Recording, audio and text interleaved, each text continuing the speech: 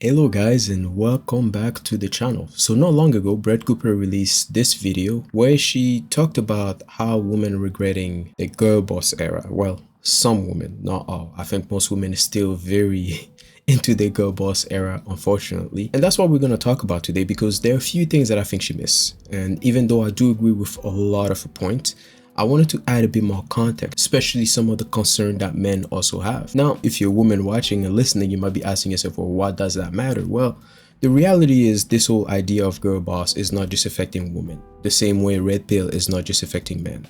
The reality is people like me who were raised by a single mother who was 100% an independent girl boss do suffer the consequences of these actions. Not only does she suffer, but there are other people as well who were affected by that. And my personal experience when it comes to that has been my own mother. My mom and I have a pretty decent relationship, but I think it could have gone a lot further and a lot deeper if she wasn't, in that mindset of being an independent woman. One of the closest actually and most surprising experience that I've had when it comes to this girl boss issue is I remember having two roommates not long ago. One of them was a little older, around mid-40, but there was another young woman who was about 19, 20 years old. When we started having conversation about life and relationship and things like that, every time I would talk to her and explain to her the relationship that I have with my girlfriend at the time, she seemed very defensive. I remember telling her how my girlfriend at the time said that she didn't want to work, she wanted to stay at home once she has kids. Until then she doesn't mind putting in and doing some work, but once the baby comes, she's like, I don't want to work, like I just want to stay home. And to me it was like fine, because I come from a fairly traditional background and I know that it is my responsibility to provide and protect my family. So my girl and I had our agreement and everything was good. But this young girl, for some reason, felt the need to defend my girlfriend at the time, even though my girlfriend didn't care about none of this feminist nonsense. Like she felt so, I don't know, obligated to kind of like be argumentative and fight back about the fact that my girlfriend and I were in a traditional relationship and that she thought it was unfair to my girlfriend, even though it was her own choice, which really speaks to the whole feminist thing. And that's something that a lot of other women have experienced, where being a traditional woman is kind of looked down upon by other feminists. Well, most of them. I think most feminists are pretty toxic, but I think there are some feminists who actually would not want things like that to happen to women. They actually want women to do whatever they're able to. And eventually I did realize, I find out that the reason why she is like this is because of her own personal experience with her family. See, her mom and her dad had this traditional stay-at-home wife type of relationship, but her dad ended up cheating on her mother and ended up just ditching the family, and her mother ended up being by herself, kind of struggling with her little brother. So this young girl had to support her mother because her father was not in the picture. Now, I don't know the full context of the situation, but just from her telling me the stories and the things that she has to do for her mom and the relationship that she has with her father, I understood already. And the reason why is because my mom has had the same experience. My mother, once she tells me the stories of my grandfather, even though she still does love him, and my grandmother, she told me the same thing. My grandmother was his first wife, and eventually there were other women involved in the situation, and eventually my grandmother just decided to leave. And when she decided to leave, she was barely taken care of. Now that I'm done sharing my own personal experience, let's go back to Brett Cooper, because at the beginning of her video, this is what she said. So in general, a lot of women have started to wake up, and they are realizing that what third wave feminism fed them and promised them isn't all it's cracked up to be. So the way I see it, on one side of this conversation, there are people who are acting and reacting as expected. They're saying, well, these women deserve it. And I think there is nothing wrong with a little bit of I told you so, especially in this context. Personally, I wouldn't do it. I can understand why someone would do it though. Sometimes it feels good to tell someone I told you so. And sometimes you might not even say I told you so, but you really want to say I told you so. So this girl boss issue is something that many of us, especially men, have been complaining about for a very long time. That's the reason why the I told you so attitude, it's so kind of widespread amongst men when they see this type of situation. I mean, hell, I don't even engage in it, but I feel that way. Deep down inside, I'm like, yeah, you kind of deserve that. And we need to keep in mind that everybody suffers from this whole independent girl boss attitude. And that's the unfortunate part. Many women have wasted years of their life to eventually realize when it's almost too late that they really cannot do it by themselves. And maybe some can. and maybe some did. Now I can see that, the argument could be that there's no good men out there, but I could say the same thing about women. And personally speaking, I think this is childish. It's immature. So let's just stop right there. Let's focus on doing better. We need to remember that at the end of the day, we attract what we are. And this is an advice that I was given. This is an advice that I actually give people. And this is something that I've observed in my own personal life. One thing that people don't talk about is that men, on the other hand, the way we suffer from this whole girl boss situation is that we get ridiculed and used by many of these women because the patriarchy. I'm not saying that all women did this, and I'm not saying all women do this, but too many men got burned and abused by the laws and women. I mean, it's right there. There's enough men who've been pushed more and more towards red pill. Not to mention that this idea of female empowerment, which is the blueprint of the girl boss movement, is built on very shaky foundation. As Sydney Watson said in the videos, they put more emphasis on women being more like men and less like women. It's sort of funny in a way how society and even feminism tends to uphold male characteristics as empowering or the ultimate objective, while simultaneously downplaying traditional female roles that they once said were oppressive. Like raising tiny pudding people. Why are we regressing? Then again, on the other side of this argument, there are many people who are actually encouraging, supportive of these women, which is a side that I think I'm more on. I'm leaning more towards the supportive and welcoming side of this whole conversation because I think it's the right thing to do. Having gone through my own journey of falling for the lies and toxicity of red pill myself, many of you guys were very supportive of my own transformation into the man that I am today. And I'm grateful to have people like you guys in this community because it's nice to feel welcome. And I feel like I have to pay forward. I have to pay forward and I have to treat people the same way, make them feel welcome and make them feel supported for wanted to turn their life around. Overall, I think it's a good thing that many women are actually finally taking action and, coming out, speaking out, rejecting this idea of being a girl boss. But I do have some skepticism because for some reason in my head, this girl boss situation and sexual freedom goes hand in hand.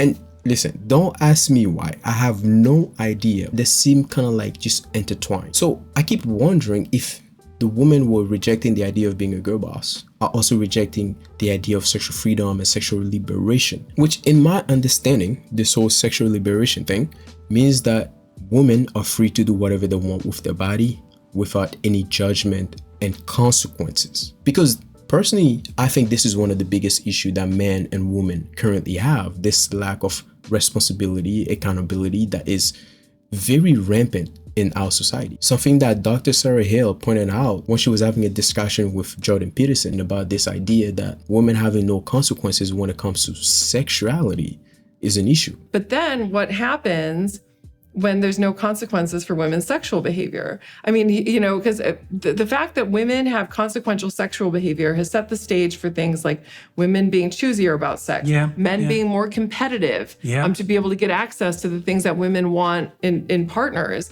And when all of a sudden we make sex non-costly for women, which has been a huge achievement for women, but it has these huge consequences on everything because so much of who we are and our social behaviors and the types of things that motivate us are sort of built around this system of sex being costly for women. What I'm trying to do here is I'm trying to point out that there's a little bit more to it, right? We should be welcoming, but we also have to pay very close attention. Because personally, for me, I'm a bit of a measure twice, cut once type of guy. It's like, let's really get down to the root of this problem.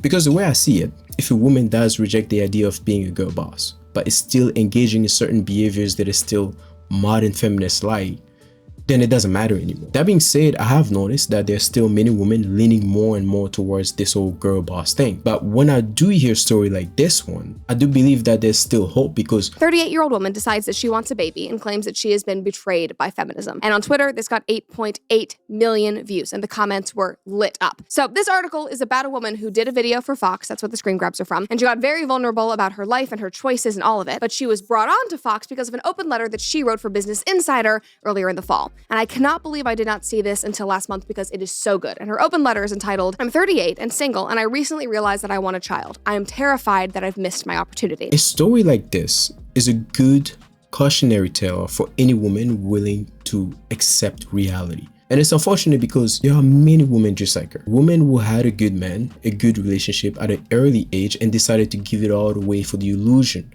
of freedom and the lies of modern feminism, only to realize in the 30s and 40s that they won the lottery very early in life, but they decided to throw it away. And I don't think many of them are actually going to be able to get that back. You know, some might, like a very few, a very selective few might, but most of them won't. And it will be way too late. Now we can all hope that these women can set a better example for the women after them, right? That next generation of young women who are coming up.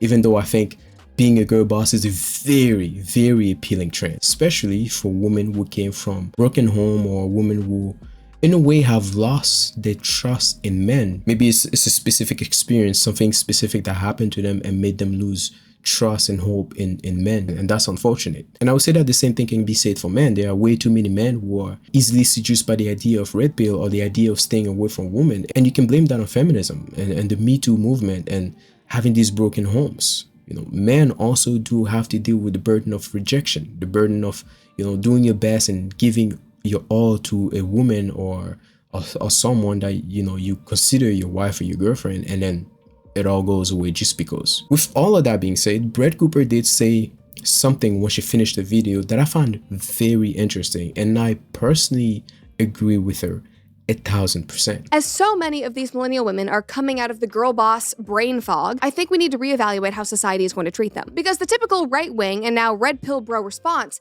is to make fun of these women, to throw their choices in their faces and tell them that they've hit the wall because they're above 30 years old. That does nothing to encourage them or welcome them or make young women feel confident or supported by our side of the aisle. It truly does more harm than good. And yes, these ex-girl bosses did make choices and they are facing the consequences, but they're taking responsibility and they shouldn't be shamed for that. And we can't ignore the fact that they didn't make these choices alone. This is what our culture told them to do. They were doing what they believed to be the right thing. Our society needs good women. We need good mothers, we need good families, and we certainly need more children, if you've been listening to Elon Musk. I would say that I do think some people can be very harsh in the comment. I do hope that these women do not, you know, take it personally, because it's the internet after all, guys. We all know how it is. People write things that, you know, they wouldn't have the balls to say in real life, you know, and maybe it's therapeutic, and if it is, well, good for them. I do agree with Brett Cooper that we should be more welcoming, we should be more supportive of these women. It's the right thing to do. I think personally, if we want to see this type of behavior, it's the right thing to do, because it's kind of like a story of redemption, and we all love a story of redemption. As long as, you know, these women are being honest, they're being sincere, and they're actually putting in the work to really atone for their mistakes. And if they don't expect too much, they know where their value is, they stand on, you know, they're not unrealistic, I think they'll be okay. And know that I speak from experience. You know, I do sympathize with anyone who decides to turn their life around, whether it's a man, whether it's a woman, right? If it's a woman rejecting feminism or it's a man rejecting red pill, and they're coming out and say, hey, this is wrong, I will always be supportive, because that's what I want to see. Because younger men and younger women need better role model, and this might be the only way to really heal each other, right? There is to have these uncomfortable conversation, and when somebody comes in and say, hey, I made a mistake, be like, okay, yeah, we understand, we forgive you. With all that being said, I do hope that, you know, I was able to bring some value in your life, whether I was able to help you reflect, or maybe I was able to make you feel like you're on the right path. I hope I did something, or maybe I was just able to entertain you and help you kill some time. That being said, that's it for me today, and please do take care of yourself.